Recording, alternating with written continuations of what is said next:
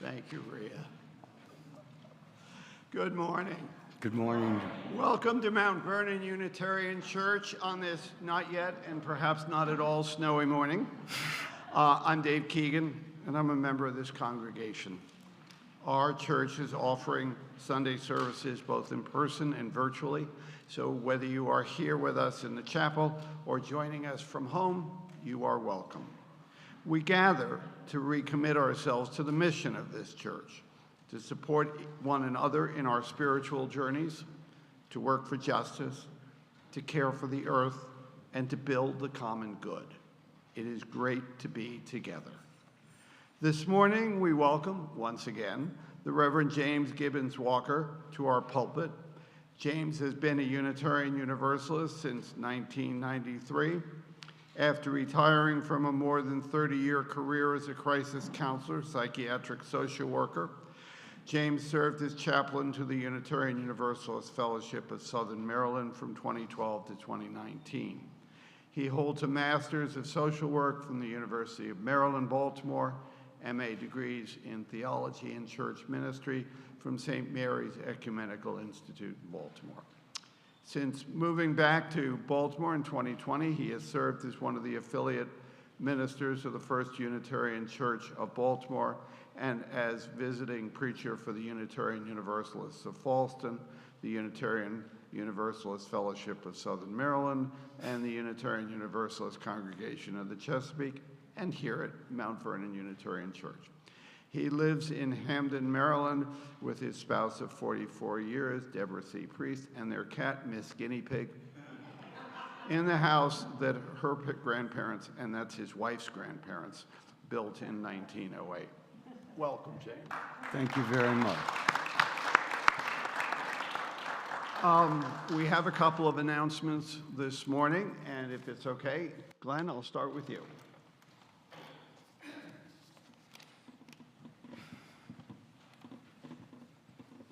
Good morning.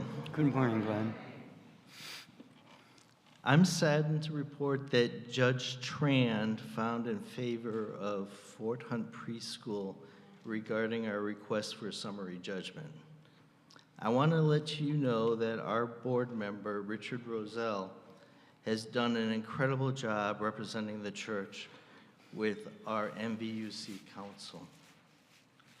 We should be grateful to Richard for donating this countless number of hours. The task he was up against was very difficult due to the 10-year lease that we had to work with. Thank you, Richard, for all your efforts.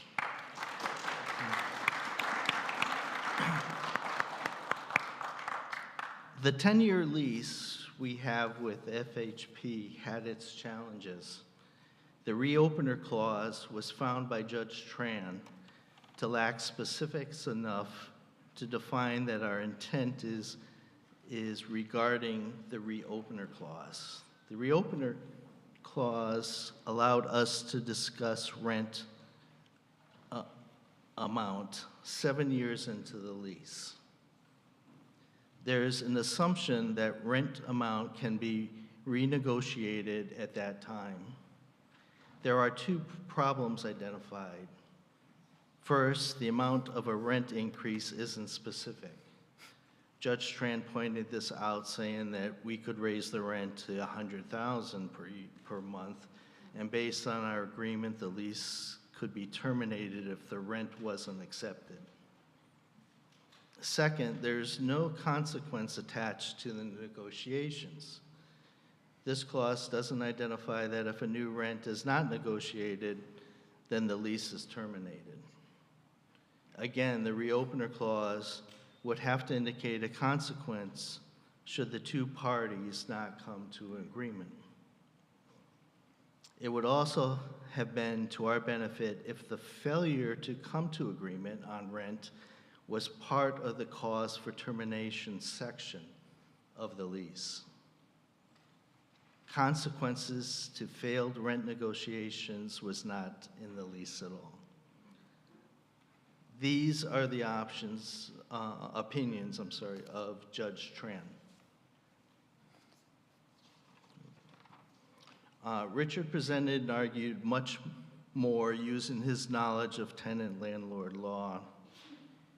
There are some decisions the board will have to make after looking at different options and asking many questions to clarify where we stand.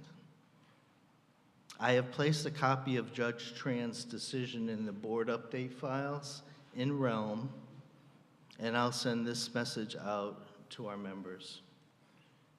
As disappointing as this is, there is a relief that we can now move on and attend to many other projects that we are juggling this year. Please know that the work you are all doing is incredibly important to MVUC, and the board appreciates each and every one of you. Thank you.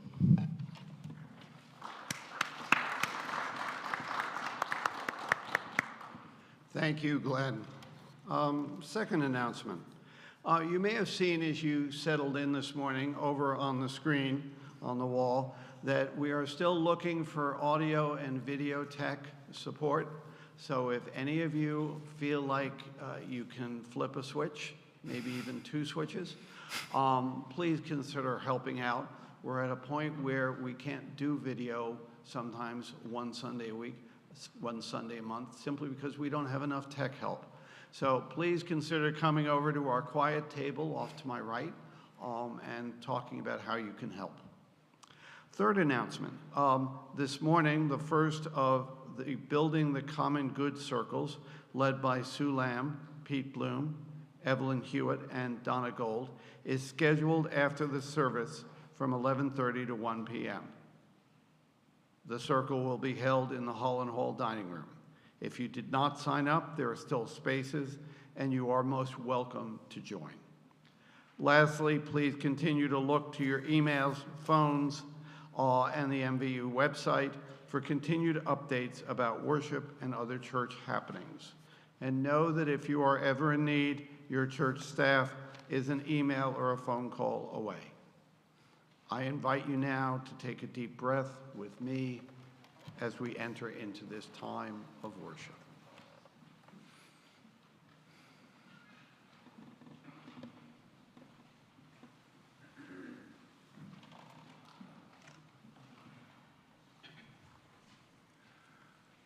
There's a hymn number after this piece, but it's for the choir.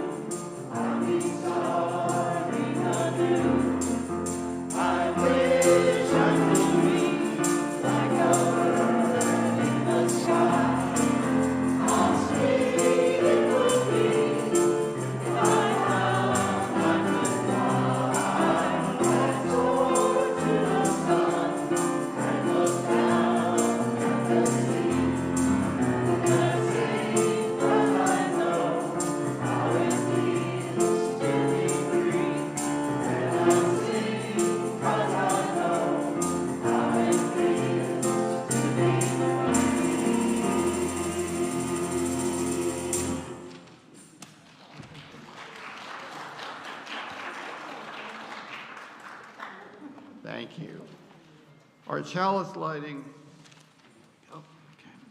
our chalice lighting this morning is a responsive reading entitled Let Us Wake Up. It's by Christian Schmidt, whom you may remember was our interim minister for 2 years, and you should have copies of it in your hymnal. So after each verse, I'm going to invite you to respond, let us wake up. So here we go. Let us wake up. Let us wake up.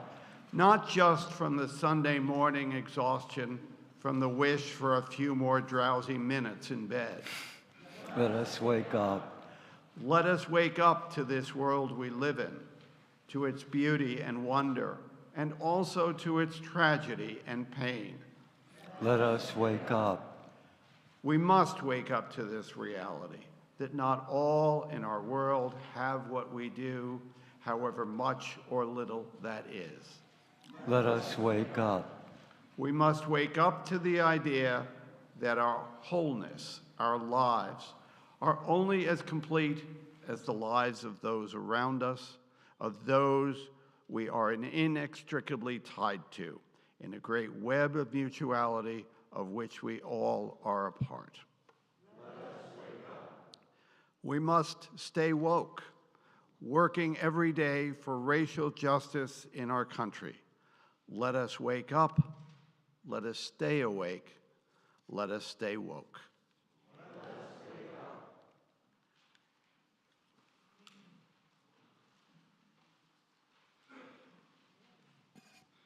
Please rise in body or spirit and join in the singing of our opening hymn, number 153, Oh, I Woke Up This Morning. Now you can sing. Okay, now we can sing.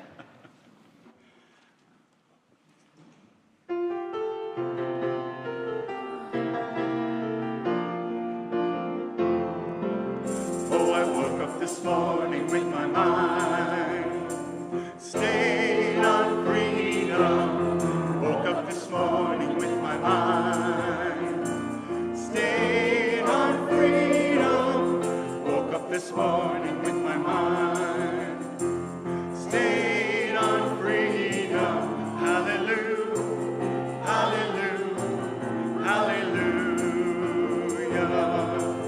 I was walking and talking with my mind stayed on freedom. Walking and talking with my mind stayed on freedom. Walking and talking with my mind stayed on freedom. Hallelujah, hallelujah, hallelujah.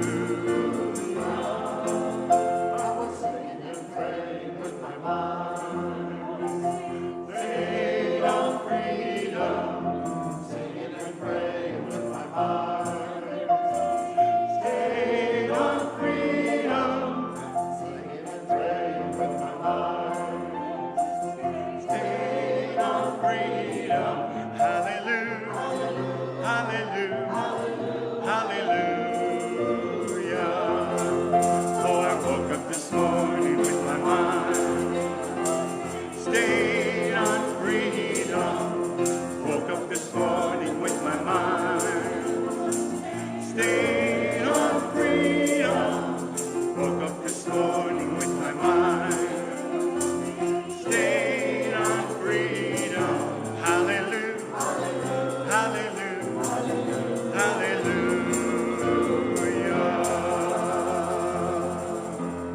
Thank you. Please remain standing as we recite the covenant of our church. These words are both known within our heart and are in the order of service. Love is It's the teaching of our church. The quest for truth its daily task, and service is its prayer. To dwell together in peace, to seek knowledge in freedom, to serve life in community, to the end that all souls shall grow in harmony. This is our covenant with each and with all. You may be seated.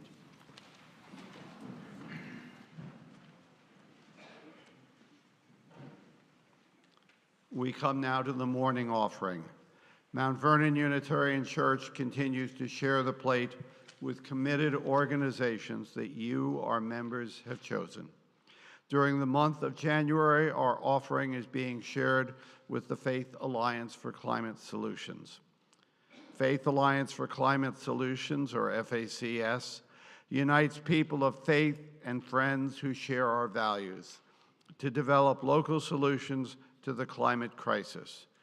They pursue 4 purposes in their work: to sound a spiritual call, to address the disruption caused by carbon pollution heating our planet, to encourage moral climate policies from a nonpartisan perspective based on peer-reviewed science, to enable congregations to do good works that protect all living things, and to empower congregations to become champions of change.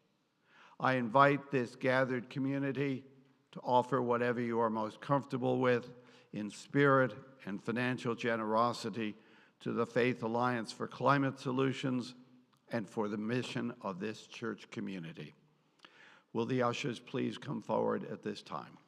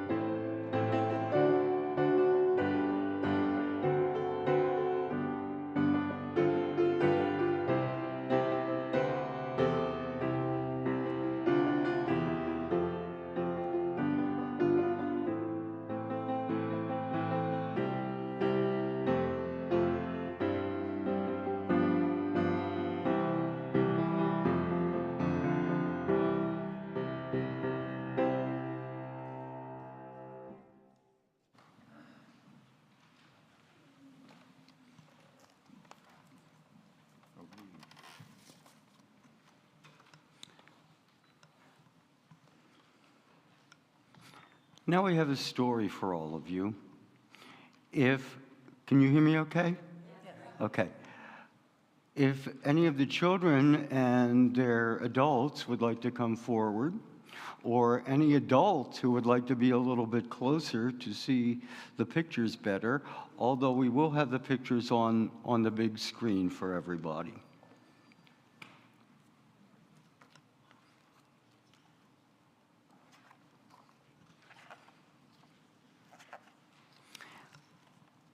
This is a book called Martin's Big Words. Now, at least one person. Okay, that's good. Yay! Thank you so much. You know that this weekend is the Martin Luther King holiday, right? No, okay. I beg pardon? You read that book before? Did you like it? Good, because you're going to hear it again.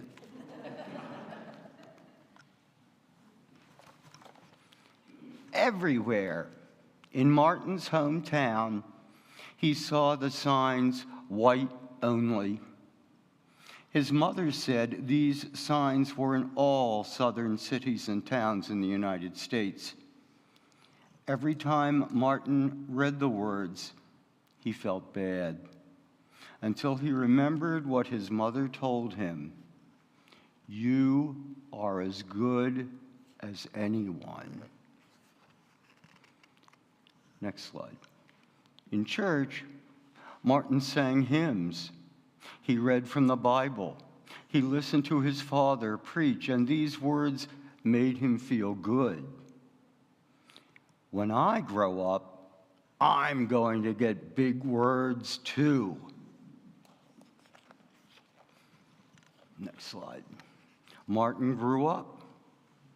He became a minister like his father, and he used the big words that he had heard as a child from his parents and from the Bible, and he said, everyone can be great. Next slide. He studied the teachings of Mohandas Gandhi. He learned how the Indian nation won freedom without ever firing a gun. Martin said love when others said hate. He said, hate cannot drive out hate. Only love can do that. He said together. Next slide. He said together when others said separate. He said peace when others said war.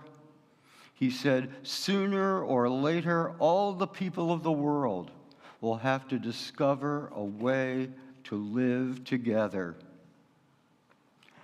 Now, in 1955, on a cold December day in Montgomery, Alabama, Rosa Parks was coming home from work. A white man told her to get up from her seat on the bus so he could sit. She said no and was arrested. Montgomery's black citizens learned of her arrest, and it made them angry. They decided not to ride the buses until they could sit anywhere they wanted. Next slide. For 381 days, they walked to work and school and church. They walked in rain and cold and in blistering heat. Martin walked with them and talked with them and sang with them and prayed with them until the city leaders had to agree that they could sit anywhere they wanted. When the history books are written, someone will say there lived black people who had the courage to stand up for their rights. Next slide. In the next 10 years, black Americans all over the South protested for equal rights. Martin walked with them and talked with them and sang with them and prayed with them, and white ministers told them to stop. Mayors and governors and police chiefs and judges ordered them to stop, but they kept on marching. Martin wrote, "Wait. For years I have heard the word wait. We have waited more than 340 years for our rights." Next slide. They were jailed and beaten and murdered, but they kept on marching. Some black Americans wanted to fight back with their fists, but Martin convinced them not to by reminding them of the power of love. Love is the key to the problems of the world. Next slide. Many white Southerners hated and feared Martin's words. A few threatened to kill him and his family. His house was bombed. His brother's house was bombed. But he refused to stop. He said, "Remember, if I am stopped, this movement will not be stopped, because God is with this movement." Next slide.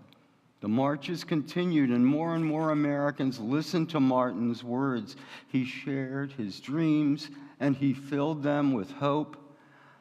I have a dream that one day in Alabama, little black boys and black girls will join hands with little white boys and white girls as sisters and brothers. After 10 years of protests, the lawmakers in Washington voted to end segregation, and the white-only signs in the South came down. Dr. King cared about all people, and people around the world admired him. In 1964, he won the Nobel Prize.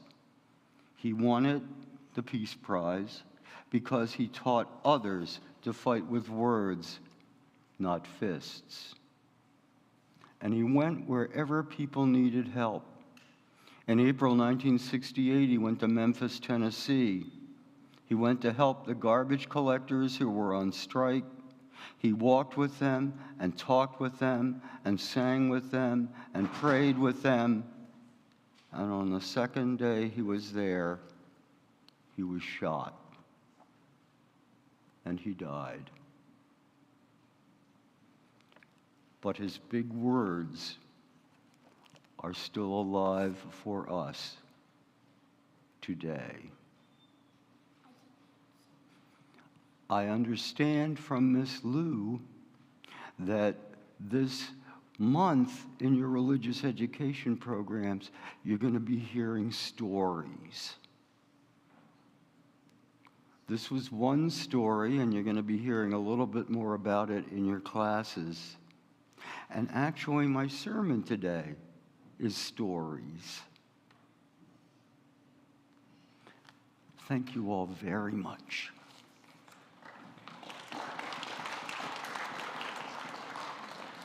Whoops.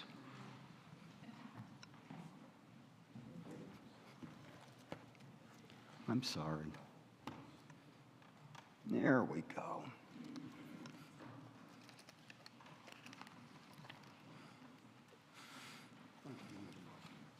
Thank you.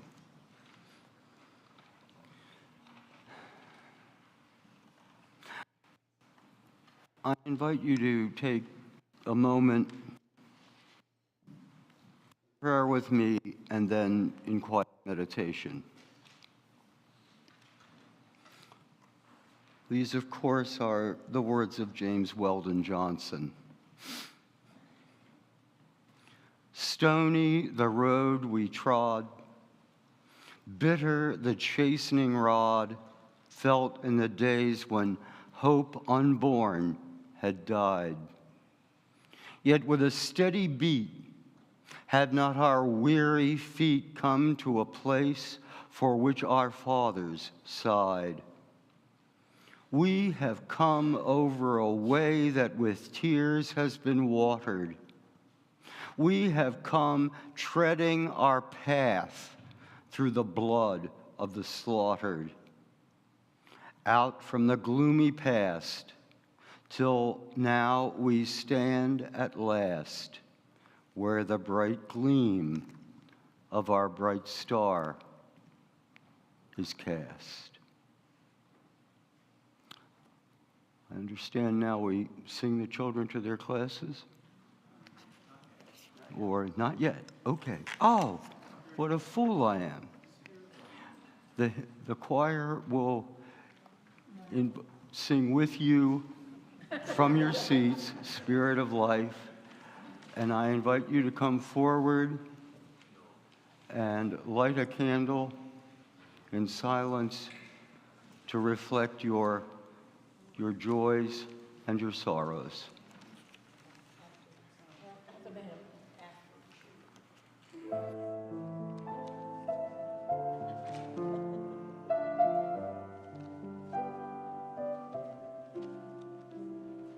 Spirit of life, come unto me.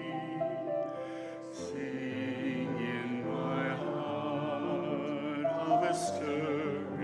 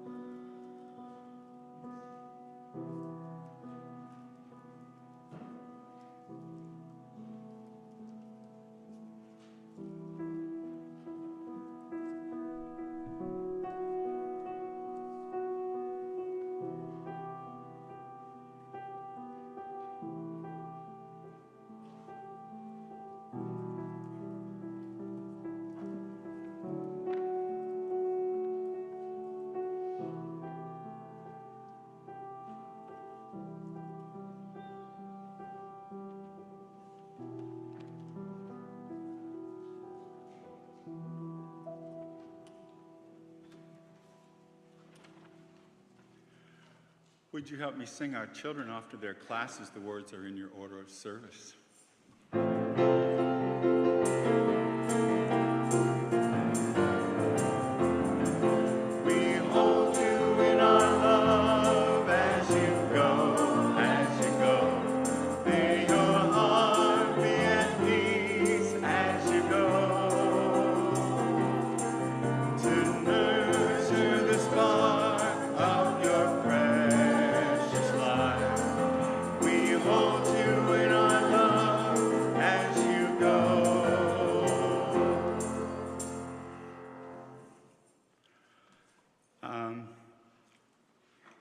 Our anthem today, Eulogy for Dr. Martin Luther King, Jr., as you can see in the credits, the text was adapted directly from a sermon that he gave, but the music and the entire creation was Mimi Stevens.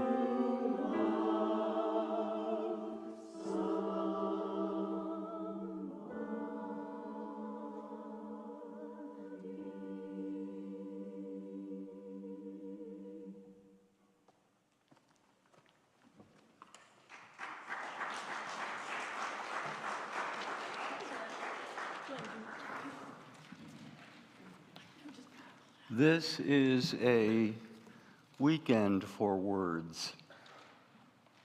I've asked members of the congregation to share with you some of the words which I find important on this weekend.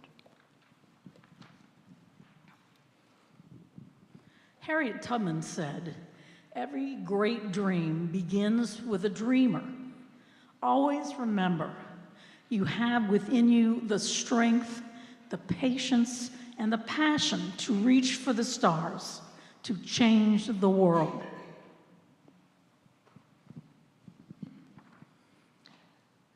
Baynard Rustin said, "To be afraid is to behave as if the truth were not true."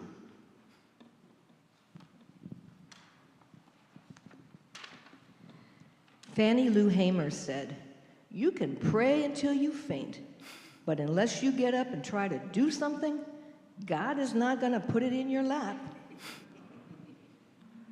And Theodore Parker said, "I do not pretend to understand the moral universe. The arc is a long one. My eye reaches but a little ways. I cannot calculate the curve and complete the figure by experience of sight. I can divine it by conscience. And from what I see, I am sure it bends toward justice." Thank you all.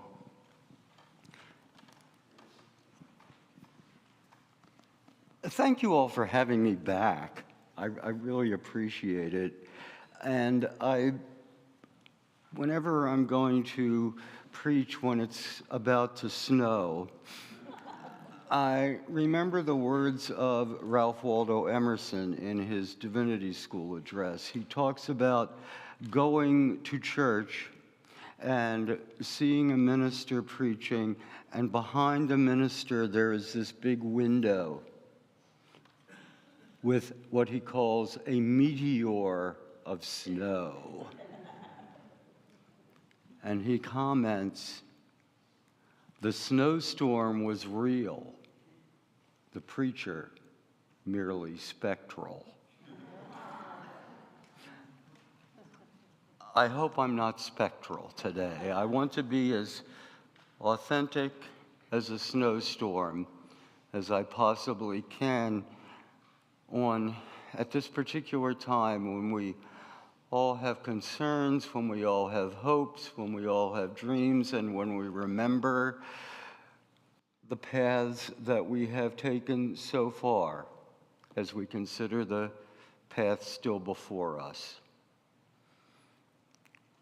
The words I bring you today are justice and righteousness, temperance, prudence, discernment, and courage.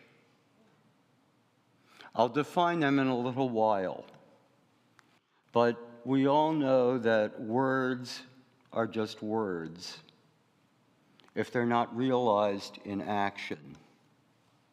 Laura told me before the service that this is a month with the children, and as I told the children, a month of them hearing stories.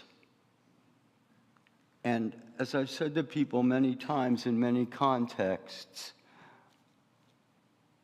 what we do on Sunday mornings is sing songs and tell stories. And so I want to share with you the stories of 4 of my favorite people whose lives give meaning to these big words. The first is justice, righteousness.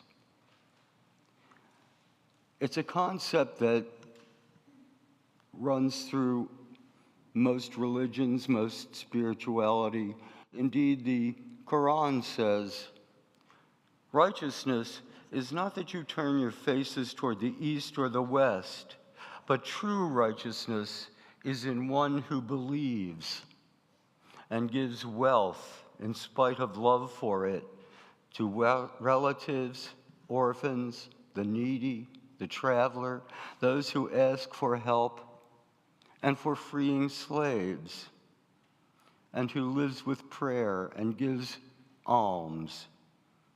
Those who fulfill their promise when they promise, and those who are patient in poverty and hardship, those are the ones who have been true, and it is those who are righteous. And I also think about the monument in Jerusalem, I think, to those folks who are righteous among nations, folks who, before and during and after the World War II, worked to bring freedom and life to the Jewish people. Two Unitarian Universalists that you may have heard of, Waite Still Sharp and Martha Sharp, are two of those righteous people, and perhaps I can tell you their story another time.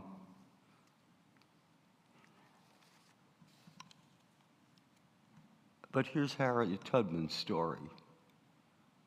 She was born on the Eastern Shore of Maryland, a slave, and at age 27, she escaped from slavery.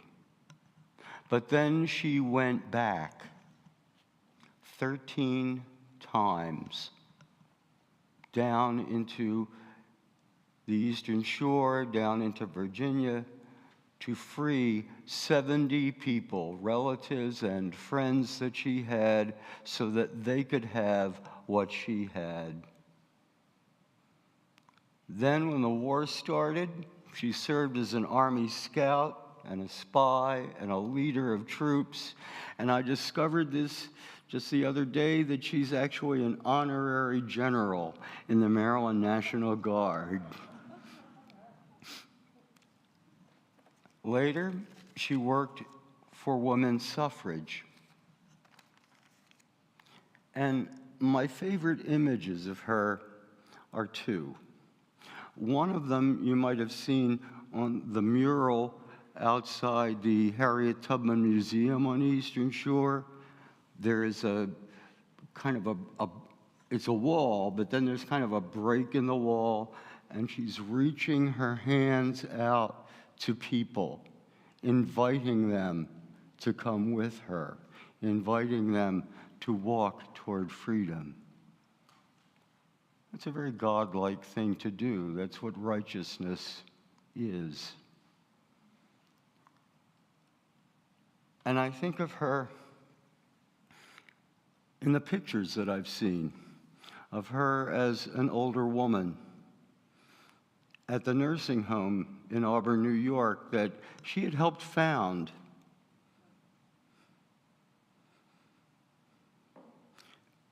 And I think about the words of the prophet Micah. What does the Eternal require of you but to be just and kind and live in quiet fellowship with your God?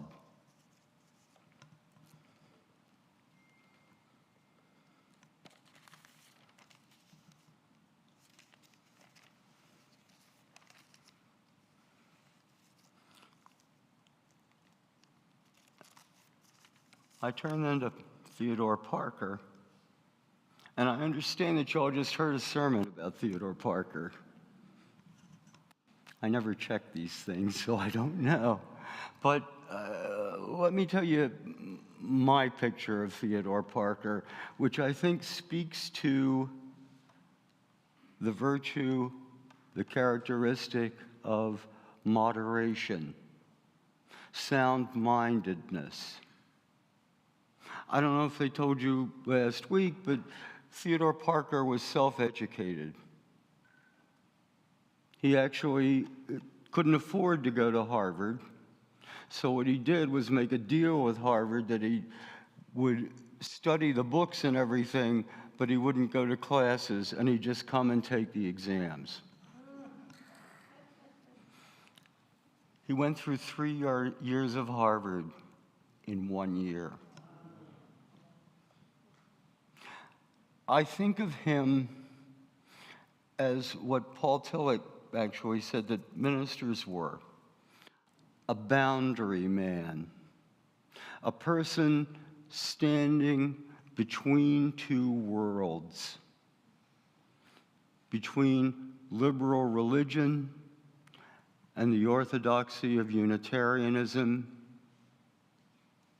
between wanting to work peacefully for the abolition of slavery and yet at the same time supporting John Brown and working to spring from jail folks who had been imprisoned because of the Fugitive Slave Act of 1850. I think of him as being one of the first advocates for women's rights because he thought it's just logical. That's my picture of Theodore Parker. Theodore Parker looking at things and thinking, why is that? How can that be? And looking in the smallest things. I understand that the children in their class today, if possible, are going to go on what they call a beauty walk. They're going to go outside and just come in contact with nature and enjoy nature.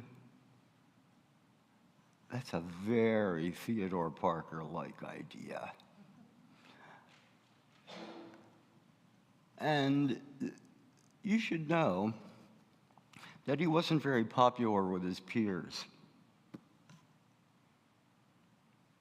When he was installed in a new church as the minister, no other Unitarian minister in Boston would preach at the service. He had to preach his own installation service.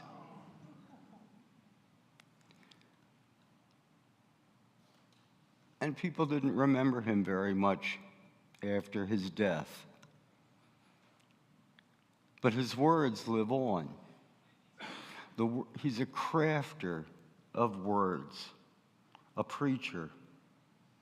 You know that he's responsible for of the people, by the people, and for the people. He said that before Abraham Lincoln. And of course, you know, because we just read it, about the arc of the moral universe tending toward justice. These are the gifts that Theodore Parker brought. A man, a minister, standing between worlds, trying to bridge the gaps that he saw for a greater picture.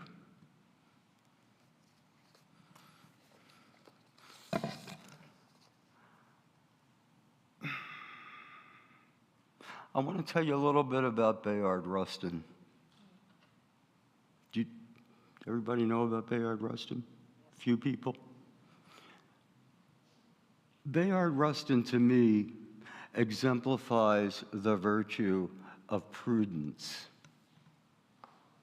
The ability to discern the appropriate course of action to be taken in a given situation or an appropriate time. Bayard Rustin got his start with the Brotherhood of Sleeping Car Porters in the early 1940s. It surprised me, I didn't realize it. He was about 10 years older than Martin Luther King. And he was an organizer. He was a pacifist. He was a gay man. And because of his sexual orientation, which at the time was a crime in the United States, he had to stay in the background of events, never in the forefront, never being the cover story, but always in the background. But when the time came for the March on Washington, the Big Six, the leaders of the Southern Christian Leadership Conference, figured that they needed Bayard Rustin to organize the demonstration. Can you imagine how complicated that is? Buses, speakers, a venue, all those practical things, but also setting the tone, setting the theme for the whole event. Rustin was a genius at that. And his genius has only yet been recognized. Finally, Fannie Lou Hamer is, to me, an example of courage. She had polio as a child. She was poor her entire life. She said, "I didn't even know I could vote until 1962, when the voter registration folks came through her home in Mississippi. And she had to take the voting test 3 times in Mississippi before they let her vote. But then they didn't let her vote because she didn't pay the poll tax." When she tried to register to vote, when she tried to work with others to help them register to vote, she was repeatedly beaten. She was sexually abused by guards, and she was left partially blind because of these experiences. Do not fear those who would kill the body, but cannot kill the soul. She had that courage. She also had a hysterectomy against her wishes. Fannie Lou Hamer's body bore the scars of injustice throughout her life. But you know what? She scared Lyndon Johnson. You know that story? She was to testify before the 1964 Democratic Convention about the efforts that had been made to register voters in Mississippi for the Mississippi Freedom Democratic Party, and to speak in favor of that delegation rather than the segregated delegation to be able to sit in the convention in Atlantic City.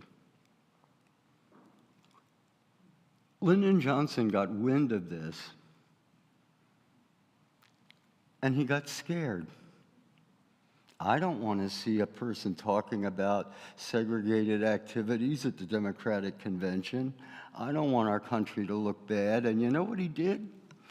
He scheduled a press conference for exactly the same time that Fannie Lou Hamer was talking to the convention, so that the television cameras had to turn away from her to him. But she had the last laugh, because her words about her experiences, about her suffering and the suffering of others, were rebroadcast on the evening news.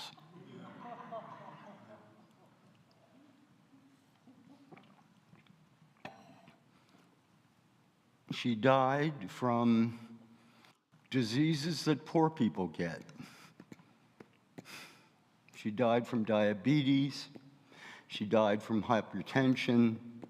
She died from cancer. Her body bore the marks of injustice. And so we have prudence, we have justice, we have courage, we have temperance, and I trust that you all have examples of these virtues that are more near and dear to you than and special to you as these are special to me. My hope is that in the days ahead, as we sing songs and tell stories, we'll be able to remember and hold on to and amplify the virtues we have heard about and the stories that we have shared.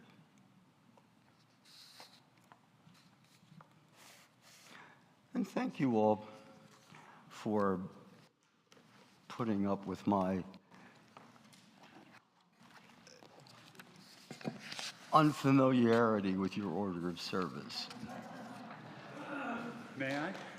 Please do.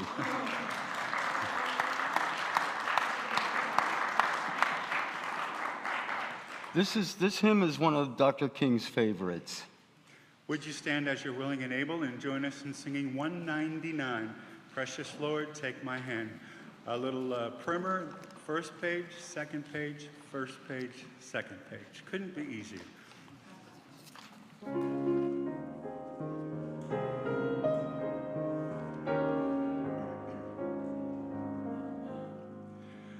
Precious Lord, take my hand, lead me on, let me stand. I am tired, I am weak, I am worn.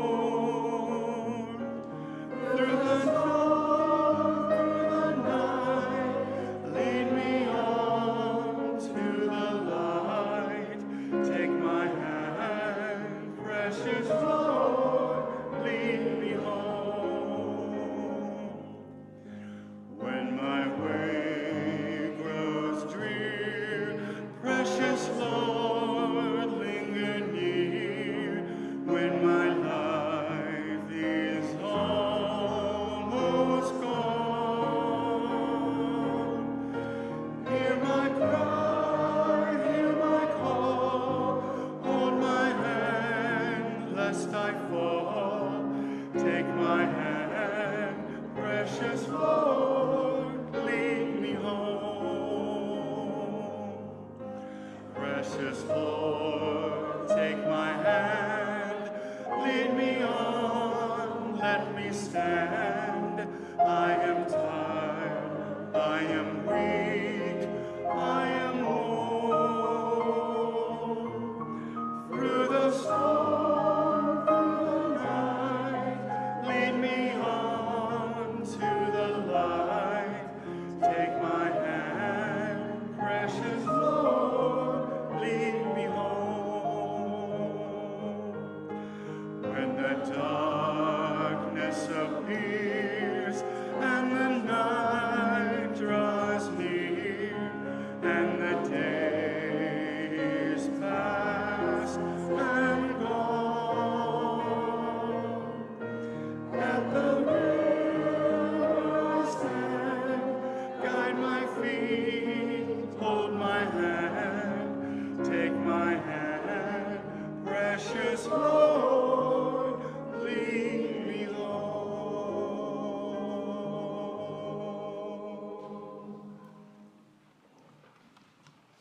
Please remain standing and join in the words of closing commitment that we say each week as we extinguish our chalice. We extinguish this flame, but not the light of truth, the warmth of community, or the fire of commitment. These we carry in our hearts until we are together again.